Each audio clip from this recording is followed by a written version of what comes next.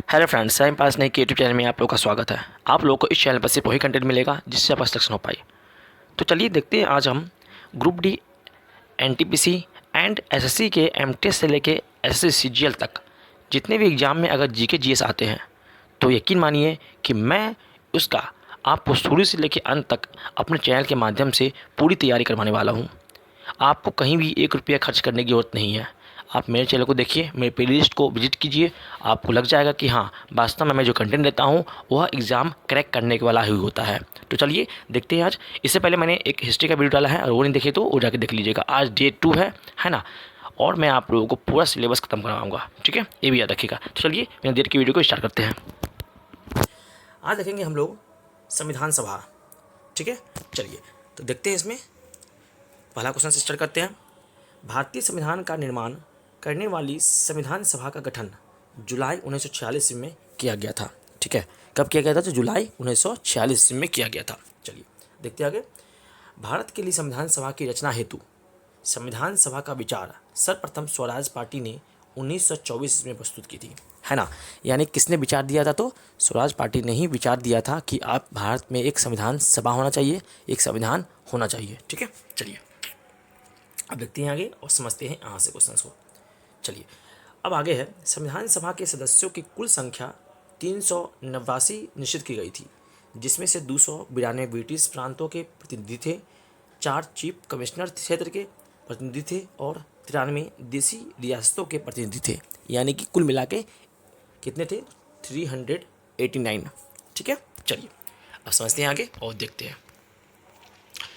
उसके बाद next question है मेरा, यहाँ देखिए। संविधान सभा की पहली बैठक 9 दिसंबर 1946 को दिल्ली स्थित काउंसिलिंग चैम्बर के पुस्तकालय भवन में हुई थी, ठीक है। आपको पूरा एड्रेस याद रखना है ना। यहाँ से क्वेश्चन बन सकते हैं और पूछा भी गया है यहाँ से क्वेश्चन। चलिए देखते हैं आगे। संविधान सभा के अस्थायी अध्यक्ष डॉक्टर सच्चिदानंद सिन्हा को चुना गया था। कौन थे अस्थायी अध्यक्ष? तो डॉक्टर सच्चिदानंद सिन्हा थे, ठीक है। चलिए देखते हैं आगे और समझते हैं नेक्स्ट क्वेश्चन की ओर और बढ़ते हैं आगे। चलिए देखिए यहाँ से अब उसके बाद आगे। संविधान सभा में ब्रिटिश प्रांतों के 296 प्रतिनिधियों का विभाजन सांप्रदायिक आधार पर किया गया था। अब किसमें कौन थे बताते हैं। इसमें से 213 सामान्य के थे, है ना। 79 यानी कि 79 मुसलमान के थे और 4 सिख, ठीक है, प्रांत के आधार पर इसको बांटा गया था, ठीक है। यानी सबको मिलाकर इसमें सहयोगिता लिया गया था। चलिए देखते हैं आगे और समझते हैं। अब नेक्स्ट क्वेश्चन है मेरा, यहाँ से देखिए। संविधान सभा के सदस्यों में अनुसूचित जनजाति की संख्या कितनी थी? तो 33 थी। यानी कि जो संविधान सभा था उसमें अनुसूचित जनजाति के सदस्यों की संख्या कितनी थी? तो 33 थी, 33 थी, ठीक है, ये भी याद रखिएगा। संविधान सभा में महिला सदस्यों की संख्या कितनी थी? तो 15 थी। कितने थे महिला? तो 15 महिला थे संविधान सभा में, ठीक है, सदस्य के रूप में। चलिए आगे बढ़ते हैं, अब देखते हैं यहाँ से। चलिए उसके बाद आगे देखिए। 11 दिसंबर 1946 को राजेंद्र प्रसाद को संविधान सभा के अस्थायी अध्यक्ष निर्वाचित किया गया था, है ना। जो कि कौन था? पहले तो अस्थायी कौन थे?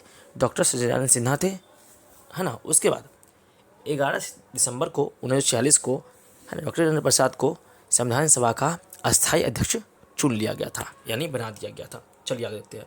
संविधान सभा में संविधान का प्रथम वाचन 4 नवंबर से 9 नवंबर 1948 तक चला था, ठीक है। वाचन मतलब क्या होता है? उस पर बहस, ठीक है। संविधान का प्रारूप कैसे बनेगा, संविधान किस किस वर्ग पे काम करेगा, कैसे वर्क करेगा, कौन कौन सी धाराएं लगेगी, कौन कौन से नियम होगा उसका, ठीक है।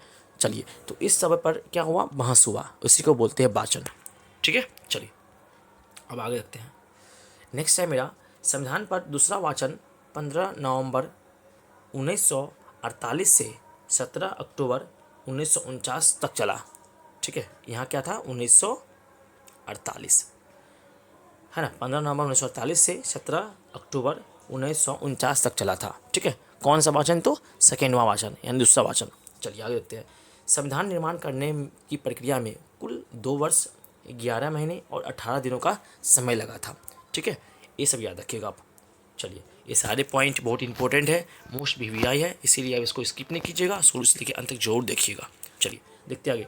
संविधान के प्रारूप पर कुल 114 दिन बहस हुई थी, है ना, यानी कि कितने दिन बहस हुए थे, 114 दिन। अब समझिए इतना दिन बहसी हो गया। उसके बाद संविधान निर्माण प्रक्रिया स्टार्ट हुई थी। चलिए आगे देखते हैं।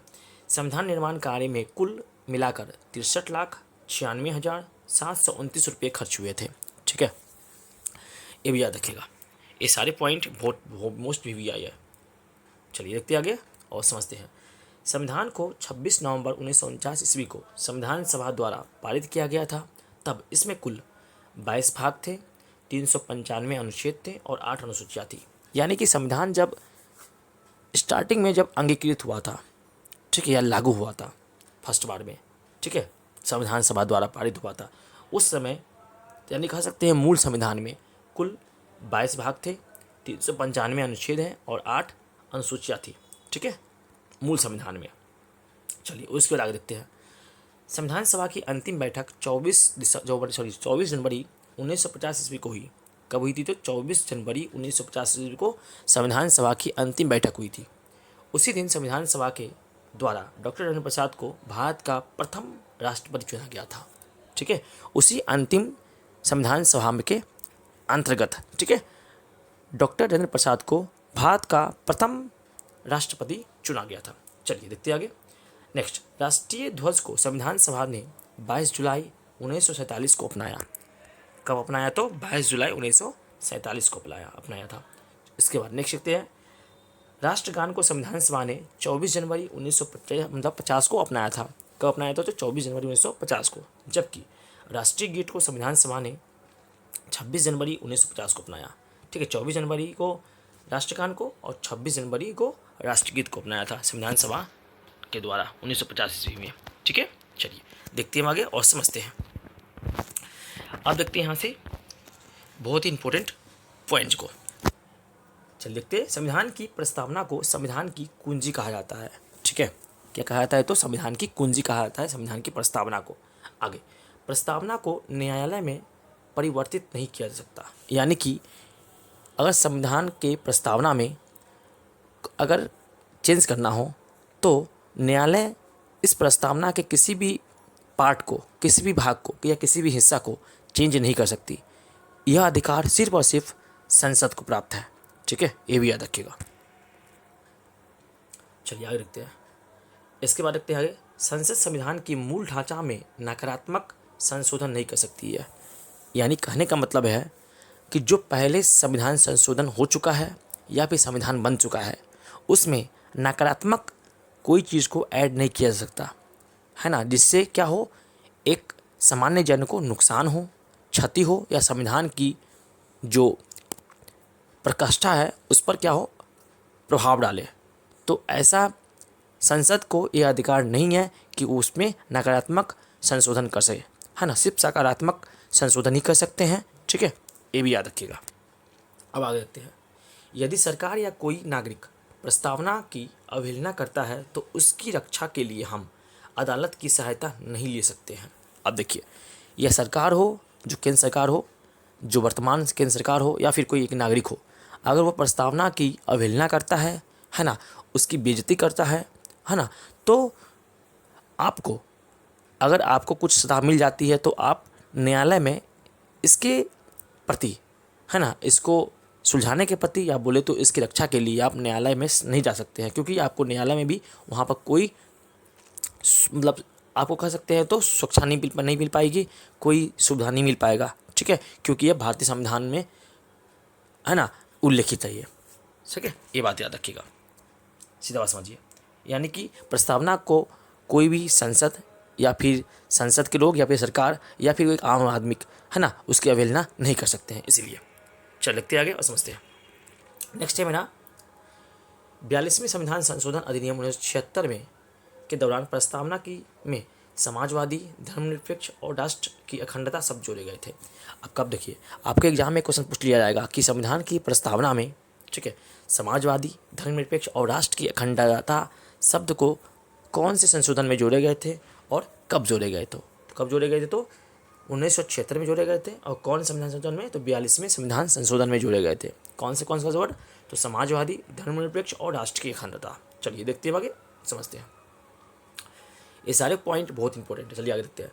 भारत के संविधान की प्रस्तावना में 3 प्रकार के न्याय, 5 प्रकार की स्वतंत्रता और 2 प्रकार की समानता का उल्लेख मिलता है। ठीक है, ये भी याद रखिएगा। आपसे पूछ लिया जाएगा कि भारत की प्रस्तावना में कितने प्रकार का न्याय का उल्लेख है, कितनी प्रकार की स्वतंत्रता प्राप्त है और कितनी प्रकार की समानता का उल्लेख किया गया है। तो आपको बताना है 3 प्रकार की न्याय है, 5 प्रकार की स्वतंत्रता है और 2 प्रकार का समानता है। ठीक है, चलिए आगे देखते हैं। भारत का संविधान विश्व का सबसे बड़ा लिखित एवं सर्वाधिक व्यापक संविधान है कि नहीं? सही बात है, सबसे बड़ा लिखित संविधान भारत का ही है, ये भी याद रखिएगा। चलिए अब देखते हैं आगे और समझते हैं यहाँ से मोस्ट इंपोर्टेंट पॉइंट को। अब देखिए आगे, अब देखते हैं आगे यहाँ से। लिखित संविधान की अवधारणा फ्रांस की देन है ना? यानी कह सकते हैं कि जो लिखने की संविधान की जो प्रथा थी या फिर परंपरा थी वो फ्रांस के ही लिया गया है। ठीक है, ये भी याद रखिएगा। चलिए आगे देखते हैं। भारतीय राजनीतिक व्यवस्था में संविधान सर्वोच्च है, ये भी याद रखिएगा। यानी संविधान से ऊपर कुछ भी नहीं है। चलिए आगे नेक्स्ट है भारत सरकार अधिनियम 1935। वह संवैधानिक दस्तावेज है जिसका भारतीय संविधान तैयार करने में गहरा प्रभाव पड़ा है। अगर आपको पूछ लिया जाए कि संविधान निर्माण करते समय है ना संविधान पर सबसे ज़्यादा किसका प्रभाव पड़ा है, तो आपको बोल सकते हैं भारत सरकार अधिनियम 1935 के है ना संवैधानिक दस्तावेज का, या 1935 भारत सरकार अधिनियम 1935 का, ये भी बोल सकते हैं आप। ठीक है, दोनों सही है। चलिए अब आगे समझते हैं। भारत के संविधान में संघीय शासन शब्द का प्रयोग कहीं भी नहीं किया गया है। अगर क्वेश्चन पूछ लिया जाए कि भारत के संविधान में किस शब्द का प्रयोग कहीं भी नहीं किया गया है, तो वो नहीं किया गया है संघीय शासन शब्द का प्रयोग संविधान में कहीं भी नहीं किया गया है, ये भी याद रखिएगा। तो क्या किया गया है, तो संविधान में भारत को राज्यों का संघ घोषित किया गया है ना? यानी कि संविधान में राज्यों का संघ है जबकि संघीय शासन नहीं है, ये भी याद रखिएगा। ठीक है, ये दोनों शब्द। अब समझते हैं कुछ अन्य पॉइंट और देखते हैं यहाँ से। चलिए कुछ अन्य महत्वपूर्ण पॉइंट देखते हैं। पहला क्या है, संविधान की संचालन समिति के अध्यक्ष थे डॉक्टर राजेंद्र प्रसाद। ठीक है, संचालन समिति के क्या थे, तो अध्यक्ष थे। उसके आगे संविधान के प्रारूप समिति के अध्यक्ष कौन थे, तो डॉक्टर भीमराव अंबेडकर थे। ठीक है, प्रारूप समिति के अध्यक्ष थे। ठीक है, ये सब क्वेश्चन पूछ लिए जाते हैं, इसलिए आप इसको स्किप नहीं कीजिएगा और पूरा सोच देखिए, अंत देखिएगा। चलिए अब देखते हैं लास्ट पॉइंट को और समझते हैं यहाँ से। तीसरा, संविधान में डॉक्टर भीमराव अंबेडकर का पहली बार निर्वाचन बंगाल से हुआ था, जबकि देश बंटवारे के बाद, यानी जब 2 देश बन गए थे ना, भारत और पाकिस्तान, तो बंटवारे के बाद उसका जो निर्वाचन हुआ था कहाँ से हुआ था, तो मुंबई से हुआ था। ठीक है, तो आज़ादी से पहले बंगाल से वो चुने गए थे, आज़ादी के बाद वह मुंबई से चुने गए थे। तो आप लोगों का वीडियो आज यहीं समाप्त हुआ और ये टॉपिक फुल्ली कंप्लीट है। यकीन मानिए कि इसके बारे में क्वेश्चन नहीं पूछा जाएगा। और कंप्लीट जीके जीएस के लिए आप मेरे चैनल को सब्सक्राइब कर लीजिए, शेयर कीजिए और लाइक कीजिए। तब तक के लिए थैंक यू। जय हिंद।